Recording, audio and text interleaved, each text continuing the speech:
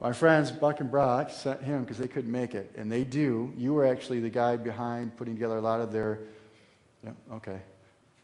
What do they call it? Pipeline? He helped do the programming behind their system of ads, showing ads on different people's networks and grabbing the leads. He helped do that. It wasn't built that way. He used pay-per-click to build a 2.5 million person list. And he runs his entire business using agents of value. I tried to contact them. I said, let's hire 2 of them, chain them in 2 different positions so we can turn it over to you guys and you guys can use it too. They haven't gotten back to me. My wife works for a multi-billion-dollar company, I believe with 60,000 employees. Is that right, honey? My wife? You work for, how many employees do you guys have? I didn't get the name of the company, but. Yeah, she won't come to work for me. I don't understand it. And she wouldn't quit working, but she works at home, and she does a good job. But anyways, her job is taking globally, how many people do you have? Over 100,000 employees. How many managers in your position? 4? Global knowledge management. 4? She's one of 4 of a 100,000 person company. Her job is to take the information that's contained within the people that work for the 100,000 corporation, get the information in a usable format, and lead a team of programmers in India to put it up on the website. Is that a fair assessment of what it is that you do? Who thinks she should work for me?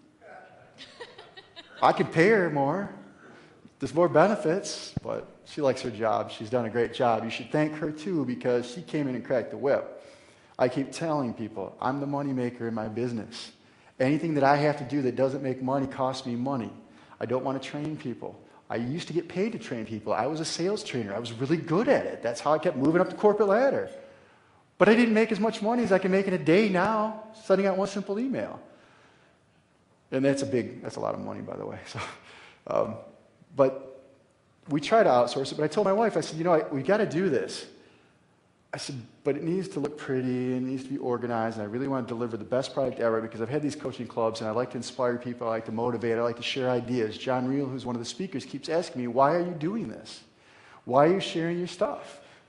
Well, the answer is quite simple. 1, I like it, and 2, it forces me to create content that I can use in my own business because we use these things in our own business.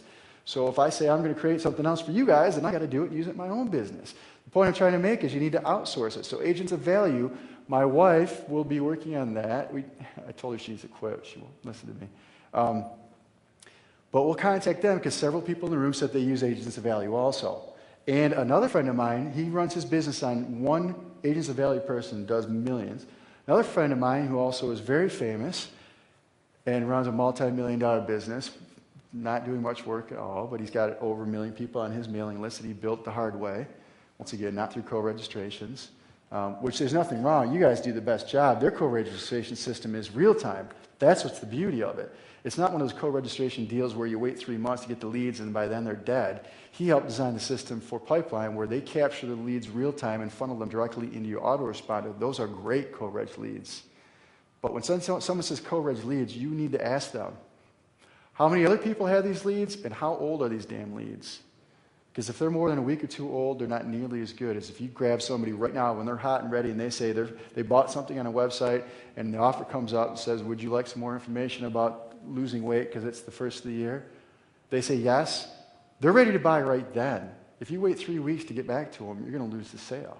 So Rick helped design the real-time live capture system for Pipeline. And that's the kind of co-reg you guys want to do if you're going to do co-registration. But another friend of mine has a 1 million-plus list, built it the hard way, means opt-in forms and all that other stuff, and working hard to get pay-per-click and all that other stuff, and some free traffic. He runs his entire business with one assistant, virtual assistant. Records whatever needs to be done. He uses Bootcamp, which is a collaboration system online. Does everyone know that? Bootcamp? Basecamp. I'm sorry, Basecamp. Basecamp. We use Groove. Dory's here. We use Groove in our business. She's a partner of mine. And they use Basecamp. Several of the big dogs that I know are good friends of mine use Basecamp. And they use virtual assistants to run their multi-million-dollar business. So that's the key. So that's how this came about because my clients in my coaching club said, you give us all these great ideas, you share all this killer content, no one else wants to share it, you share it freely. but I'm not very good at sitting down and putting something out step by step. That's not what excites me. I bore myself, as I said, doing a presentation. So my wife came on to help with this, and we've got several staff members we've brought on board, and the stuff that we gave you now can be handed to people to do it step by step, the videos and that thing. So when you're sitting here this weekend, don't worry about it if you don't get it now. Try to focus in on the ideas and the thought process that I use, because that's the thing I can't replicate in a manual. I can't replicate how it is that I think. I can't.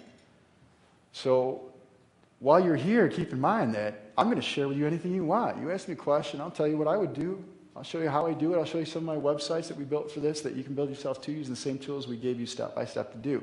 So don't think that you need to know everything right now. You've got, by the time you leave here, you'll have 27 DVDs in your hand to review. You've already got 220 pages of step-by-step systems in place, and then we've got 6 months after that in the website. And we've already actually, for the website, we have dozens and dozens of documents that couldn't make it to the manual that were done except for the final cleanup that are ready to go too. So, and the whole idea is we're training people over. So is there anyone else in here that uses an outsourcing, a formalized outsourced business that they can recommend to us? We've talked about, yes? Somebody that has left traffic assistance that I'm starting to work with right now, and they have really good resources. Can we get you on microphone, Dory, please? There's, and I don't know, I just want to say this out loud, but yeah, there's a guy that left traffic assistance, and I've heard from other people that use them that his service is really, really good, and I'm going to start using him Okay. very quickly, and I can give you his email, and you can just... You don't know what the service name is, though? It's Prazan. Oh, okay. But he's starting his own thing, and so he's...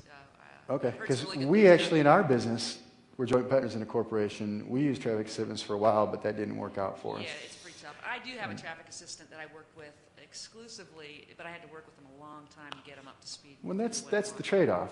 What's interesting about that is I had a meeting. I go out in the marketplace, and we do a lot of work with Joomla sites, membership sites, stuff like that. And I met with a couple of guys locally, and I wanted to get a feel for what people are charging for Joomla sites, because Joomla is a free software program. It's open source. Anyone can install it. It's tweaking it. That's the problem. So I talked to a couple of web developers, and they're charging up to $7,000 or $8,000 to install Joomla, which anyone can have installed for free. You go to cPanel, Fantastico, push a button, and it installs Joomla for you. Then you have to tweak it, and you have to add content to it, and you have to learn how to use it. So there's more to it than that, but they charge $6,000 or $7,000. But they were complaining about how they weren't making any money because they were spending all their time building the website. I go, well, why don't you outsource it? He goes, well, we hired some people overseas to do it for us, and we had a problem communicating with them. So we just hire workers in the United States to do it, and it costs 6 times as much, and there's not a lot of profit left in it for us by the time we're done. I go, oh, really? I go, how long did you work with those people overseas? A couple weeks, a month. Okay. How many times did you create documents for them to follow step by step to do what you do? Well, nothing. We were counting on them learning how to do it. Well, okay. They were willing to do it for $600 or less, and they weren't willing to give them at least